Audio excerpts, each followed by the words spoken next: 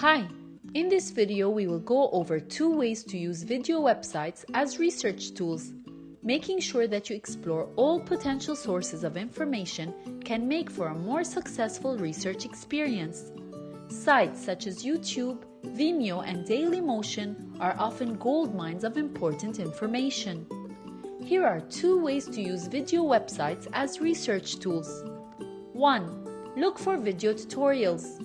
Video tutorials in the area that you wish to learn more about can serve as powerful teaching resources that get straight to the point. 2. Look for event or university lectures. Oftentimes, you can find some very relevant lectures from universities or TEDx events that help to clear up your understanding of specific topics. Knowing what to look for in a video website can serve to provide you with the information that you desire in a much shorter amount of time than learning things on your own.